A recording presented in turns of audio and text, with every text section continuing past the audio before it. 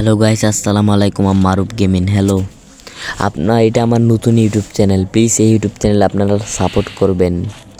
একদিন আমি আমার নানি বাড়ি যেতে ধরেছিলাম, হঠাৎ করে পিছন থেকে কে যেন আমাকে ডাকছিল। এই গল্পটা আপনাদের কাছে শেয়ার করছি। তার পিছনে তাকিয়ে দেখি কি, আপনারা বিশ্বাস করলে করেন, না করলে নাই।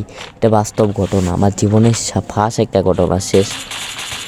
তারপর পিছনে তাকিয়ে দিই কি কেউ নেই। তারপর আমার চোখ মুখ লাল হয়ে গেছে। তারপর আমার এক মামাতো ভাই ছিল, সে আমাকে কুলো করে নিয়ে যেয়ে তার বাসায় নিয়ে যেয়ে সে আমাকে সুস্থ করে তোলে।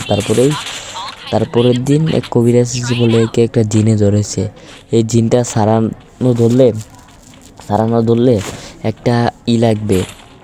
তার জিনটাকে বললো তুই কী চাস? তার বললো আমি একে চাই। আমার উপর প্রস্রাব করে দিয়েছিল।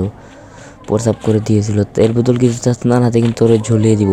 তারপরে ওই হুজুরে বলল এই জিনটা ওকে চাই, কিছু চায় না। তারপরে আবার বলল ছেলের মা, বাবা জিন তুমি কি চাও? তারপরে বলল কি আমি একটা হলেই হবে। তারপরে তার বদল একটা খাসি দিতে হবে আমাকে। খাসি একটা দিয়ে আসতে হবে।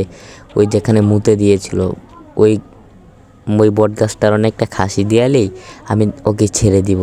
তারপরে তোর মা শুনে খুশি হয়ে গেল, সবাই খুশি হয়ে গেলো, ওর বোন সবাই খুশি হয়ে গেলো, আমার আব্বু আম্মু খুশি হয়ে গেলো। তারপরে একটা খাসি দিয়ে আসলো। তারপরে ওকে ছেড়ে দিল। তারপরে আপনাদের কাছে বিদায় নিলাম। গল্পটা কীরকম হয়েছে একটু বলবেন, ঠিক আছে?